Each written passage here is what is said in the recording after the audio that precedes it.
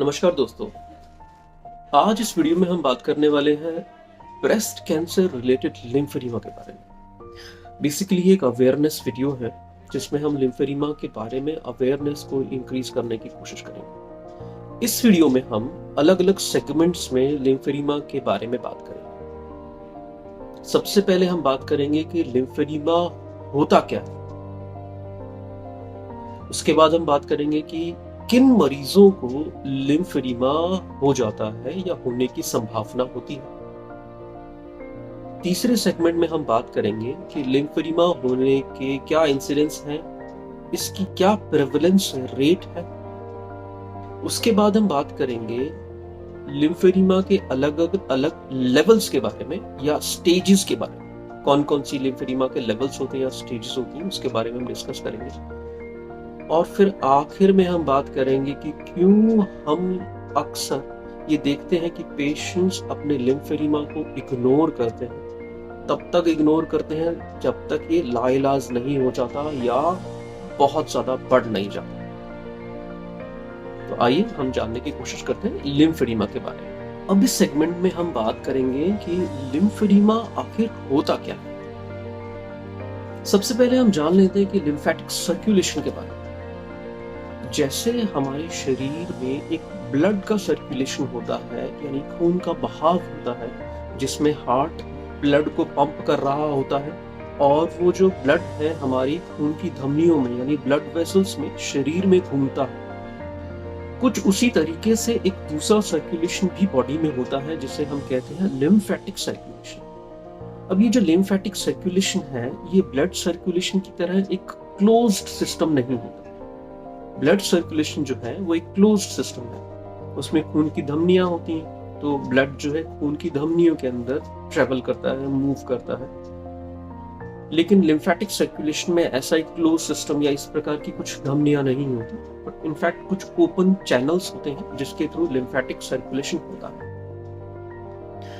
अब ये lymphatic circulation में जो लिम्फ का जो फॉर्मेशन होता है वो ब्लड से ही होता है। होता क्या है, जब हमारा हार्ट ब्लड पंप करता है तो हार्ट ब्लड को टिश्यूज में भेजता है। पहले हार्ट से खून बड़ी बड़ी धमनियों में जाता है, उसके बाद वो विभाजित होकर छोटी छोटी धमनियों में बढ़ता चला जाता है और आखिर में वो बहुत ही माइन्यूट छोटी धमनियों में आ जाता है जिन्हें हम कैपिलरीज कहते हैं। इन कैपिलरीज में से खून के अंदर से ऑक्सीजन या दूसरे इंपॉर्टेंट न्यूट्रिएंट्स निकल कर टिश्यूज में जाते हैं और टिश्यूज के अंदर के वेस्ट जो रहते हैं या कार्बन डाइऑक्साइड जो रहती है वो वापस से इन कैपिलरीज के थ्रू वापस ब्लड सर्कुलेशन में आ जाती है। पर सारा का सारा फ्लूइड जो इन कैपिलरीज में से निकला है वो वापस कैपिलरीज में नहीं आ पाता है, कुछ रह जाता है टिश्यूज के पास। और ये जो फ्लूइड रह गया है टिश्यूज के पास, इस फ्लूइड को हम लिम्फ कहते हैं और यही फ्लूइड लिम्फेटिक सर्कुलेशन में आके लिम्फेटिक सर्कुलेशन का पार्ट बन जाता है। अब हम बात करते हैं कि लिम्फेडिमा होता क्यों है।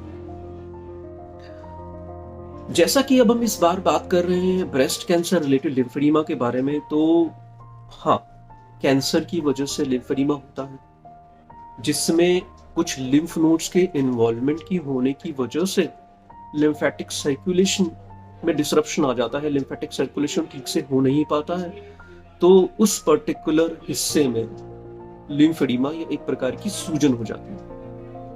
कई बार पेशेंट्स में जो सर्जरी करते हैं कैंसर को रिमूव करने के लिए, जिसमें कुछ लिम्फ नोड्स को रिमूव कर देते हैं, तो उस लिम्फ नोड्स के रिमूव करने की वजह से भी लिम्फेटिक चैनल्स में डिसरप्शंस आता है जिसकी वजह से लिम्फेडिमा होता है।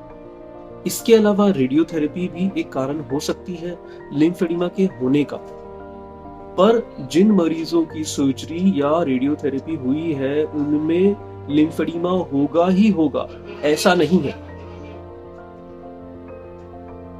लिम्फेडिमा होने का दूसरा कारण है जो पेशेंट अगर ध्यान नहीं दे रहा या कुछ पर्टिकुलर एक्सरसाइजेस जो बताई गई हैं जिनके बारे में एक बार आखिर में हम बात करेंगे, वो पेशेंट अगर नहीं कर रहा है तो। अब इस सेगमेंट में हम बात करते हैं कि लिम्फेडिमा होने के क्या इंसिडेंस या क्या प्रेवलेंस रेट है। जिन पेशेंट्स में अगर सर्जरी होती है जिसमें कुछ लिम्फ नोड्स को निकालते हैं, एक सर्जरी होती है जिसमें केवल एक लिम्फ नोड या सेंटिनल लिम्फ नोड की बाइप्सी हुई है, उन पेशेंट्स में 100 में से 6% पेशेंट्स में चांस है कि लिम्फेडिमा हो जाए। जिन पेशेंट्स में एक्सिलरी लिम्फ नोड्स निकाली गई हैं या एक्सिलरी क्लियरेंस किया गया है, उन पेशेंट में 100 में से 22% पेशेंट्स को ये चांस है कि लिम्फेडिमा हो सकता है। इसके अलावा अगर सर्जरी के बाद रेडियोथेरेपी भी दी गई है तो 100 में से 44 या 42% पेशेंट्स को लिम्फेडिमा होने की संभावना रहती है। मैं फिर यहाँ कहना चाहूंगा कि जिनकी रेडियोथेरेपी या सर्जरी हुई है, जरूरी नहीं है कि उनको लिम्फेडिमा होगा ही। ये पेशेंट के ऊपर भी डिपेंड करता है कि जो इंस्ट्रक्शंस उनकी ट्रीटिंग फिजिशियन या लिम्फेडिमा स्पेशलिस्ट फिजियोथेरेपिस्ट ने दिए हैं, क्या वो उनको फॉलो कर रहे हैं कि नहीं। अब हम बात करेंगे अलग अलग लेवल्स या स्टेज ऑफ लिम्फेडिमा के बारे में। सबसे पहली जो स्टेज होती है उसे हम कहते हैं स्टेज 0। इसमें लिम्फेटिक चैनल डिसरप्ट हो गए हैं, जैसा कि जिन मरीजों में सर्जरी हो गई है तो उसमें लिम्फेटिक चैनल डिसरप्ट हो गए हैं, लेकिन लिम्फेडिमा अभी पेशेंट को नहीं है। तो इस स्टेज को हम कहते हैं स्टेज 0। इसमें पेशेंट को अपना ध्यान रखना है, एक्सरसाइज जो बताई गई है वो एक्सरसाइज रेगुलर करनी है और जो प्रिकॉशंस बताए गए हैं उनको फॉलो करना है। अगली जो स्टेज आती है उसे हम कहते हैं स्टेज 1 या लेवल 1। इसमें पेशेंट को लिम्फेडिमा होता है पर वो अपने आप ठीक भी हो जाता है, अपने आप उतर भी जाता है। आमतौर पर पेशेंट ये कहते हैं कि उन्हें दिन में काम करने से हाथ में सूजन आ गई है, लेकिन रात को वो अपने आप कम हो जाती है। तो इसे स्टेज 1 कहते हैं, जिसमें बिना कुछ करे सूजन अपने आप कम हो रही है या लिम्फेडिमा अपने आप कम हो रहा है। इसके बाद अगर पेशेंट अपना ध्यान नहीं देता है तो वो लिम्फेडिमा की स्टेज या लेवल प्रोग्रेस होके स्टेज 2 पे आ जाती है, जिसमें लिम्फेडिमा की वजह से हाथ में सूजन आती तो है पर वो वापस कम नहीं होती। तो ये तब हुआ है जब पेशेंट ने लेवल 1 में अपना ध्यान नहीं दिया है, स्टेज 1 में अपना ध्यान नहीं दिया है, प्रिकॉशंस और एक्सरसाइज ठीक से नहीं की है, रेगुलरली नहीं की है, तो अब जो स्वेलिंग है वो ऐसी हो गई है कि वो कम नहीं हो रही है।